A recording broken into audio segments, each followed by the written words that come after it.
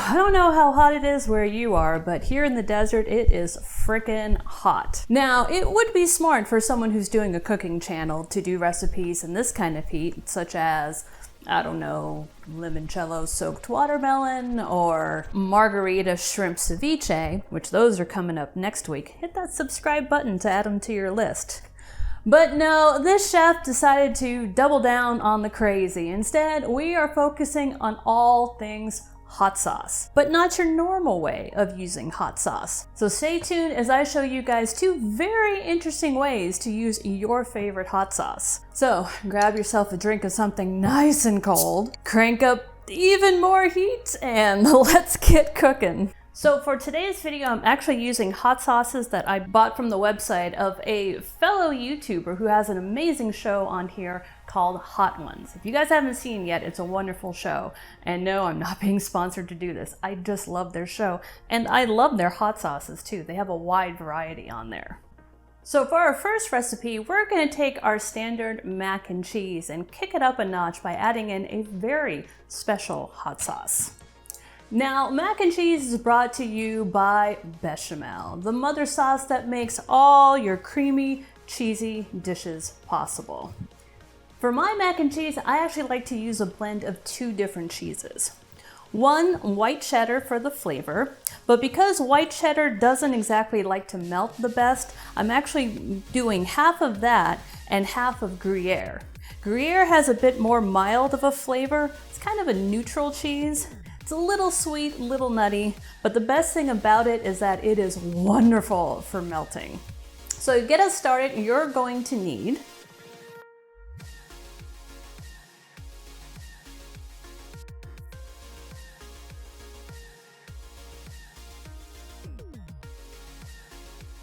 Now, when it comes to pasta, you can really use any kind of short pasta. I know elbow is considered traditional, but for me, I really love these guys. This little cutie is known as cavatappi. You may not be able to find it at all places, but if you can, it's perfect for macaroni and cheese because I find it doesn't overcook as much as elbow macaroni.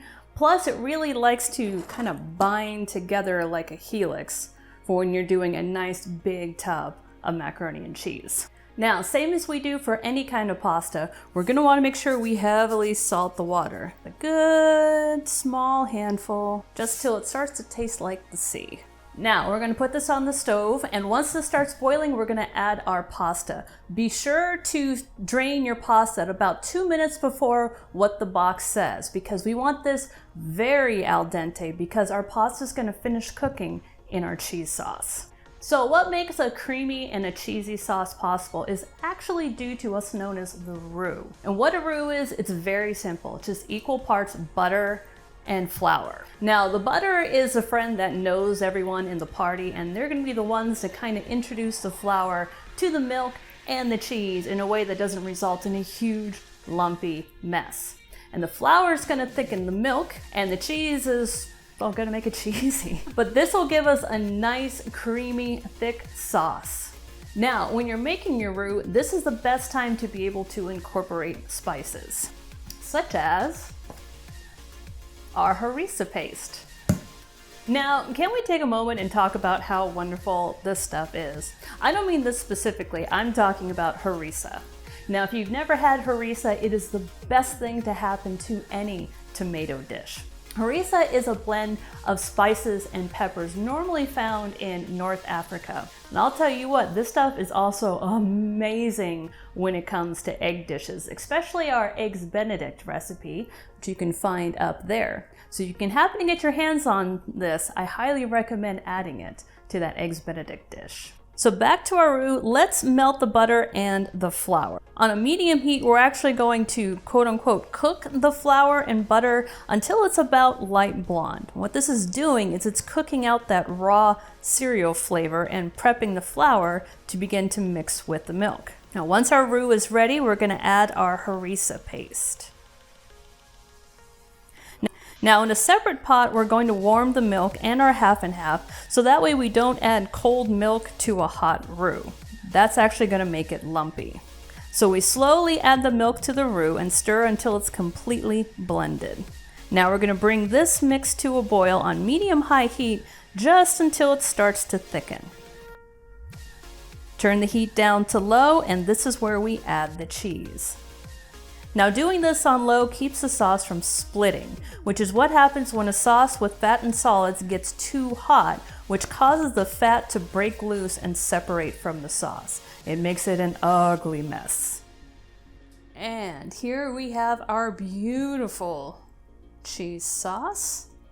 So to this, we're gonna add our cavatappi and stir it together. Now, if you are gonna add salt and pepper, here's where I recommend doing it, because when you're making a sauce, it's gonna be hard to tell how salty it's gonna be at the end because you're adding cheese that has salt in it. There's a little bit of reduction going on. So I would hold off on adding the majority of your salt until this stage. All right, now we get a large baking dish that we're going to spray down with some oil. Pour all this into it, and then we top it. Oh, look at that melty goodness. Now the topping for this is very, very simple. It's just simply a mixture of breadcrumbs, which I like using panko breadcrumbs because I found you can get a little bit crispier texture, and some Parmesan cheese. To make sure that gets to a nice crispy crust, we're gonna melt some butter in the microwave, and then we're gonna add our panko breadcrumbs and our cheese to this before we put it on top. And then finally, I'm gonna add just a little bit of Italian seasonings to our topping.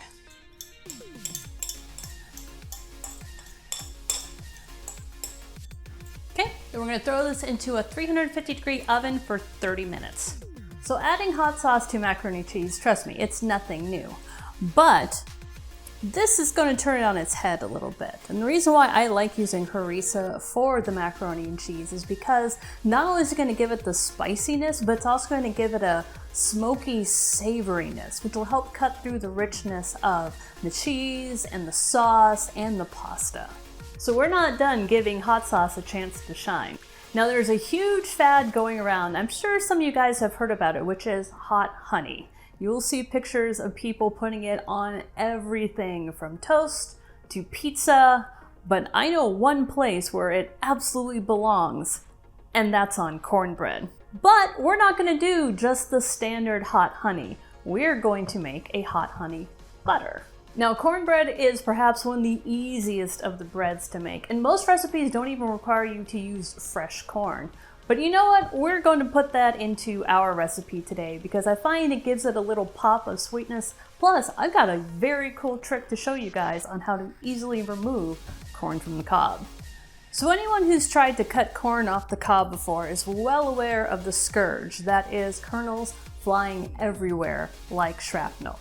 And there are tons of gadgets out on the marketplace with new, improved ways of taking kernels off of the cob in a way that's not as messy, but they don't do anything else either. So we're left with either spending money on expensive unitaskers or trying out very crazy / dangerous ways of trying to cut corn off the cob by delicately balancing it on top of another bowl. Yeah, I like keeping my fingers, thank you very much. So I'm gonna share with you guys my way of very, very easily taking corn off a cob in a way that doesn't have kernels flying all over your kitchen. Take your corn, take your chef's knife, and we're gonna be cutting along the side this way. But we're not gonna start at the top. We're actually gonna start about a third of the way down, and we're gonna be cutting down. What this is going to do is going to keep the corn close to the board,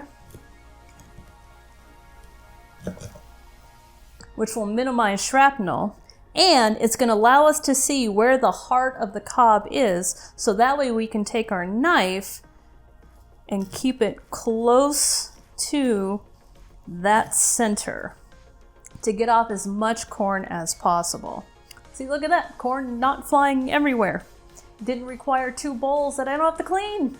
Now, one thing I have not been able to find is an easy way of getting those little corn silk hairs off of the corn of the cob. It's the part that takes me the longest. So if you guys happen to have any tips and tricks on an easy way of getting those off of the corn of the cob, please let me know down in the comments down below. I love trying new tips and tricks. Alright, so for the sake of TV, I've made this fairly simple. We have in this bowl the dry team, which consists of our flour, cornmeal, baking powder, and salt. Now, for the wet team, we have our half and half, our eggs, and our sugar. Now, I know it's weird that sugar is considered a liquid, but that's baking. It's strange. Hats off to the people who are really good bakers, because sadly I am not one of them. The way to bring these two things together is the same way you bring in-laws together. You do it all at once. So we're gonna take our wet team, introduce it to the dry team, and add in our butter. Now I did not add the butter directly to the milk only because the milk is a little bit cold and we don't want that butter to re-solidify.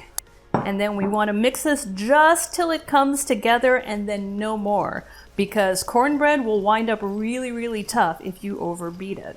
We just want to make sure there's no more flour that's visible in the mix. Now to this, we're going to add in our fresh corn. So before we can introduce this to a 400-degree oven, we need to get into a baking dish. Now, if you are a purist, you can take butter and rim the dish and then take flour and then sprinkle it in so that way you get that nice coating of butter and flour, which is the perfect way to make sure that nothing sticks.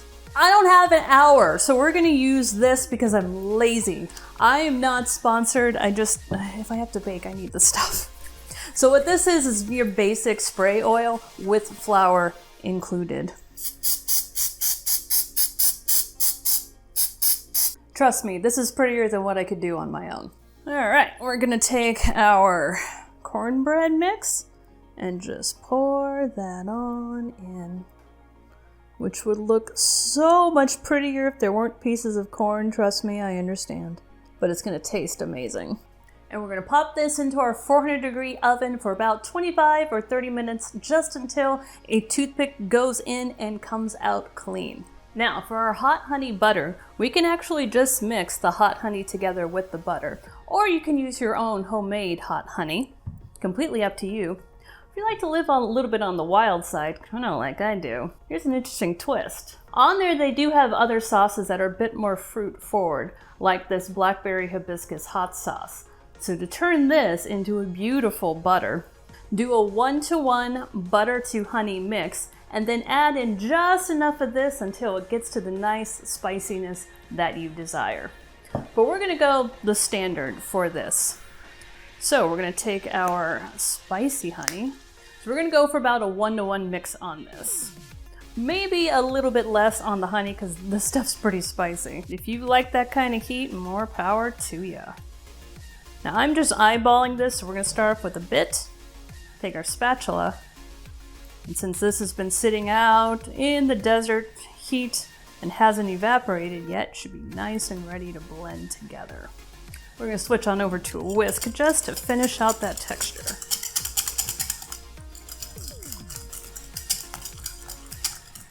There it is. That's what I was looking for. Now really, you can mix this with any amount of butter to any amount of hot honey. I like to stop when it looks like cream cheese frosting. And then finally, would not be complete without a little pinch of salt. And there you have it. 2 new ways to use up some of your favorite hot sauce. Join us next week as I show you 2 wonderful dishes that you don't have to warm up your kitchen for. If you like this video, please give it a thumbs up to show some love, and I will see you, awesome people, in next week's video. Cheers!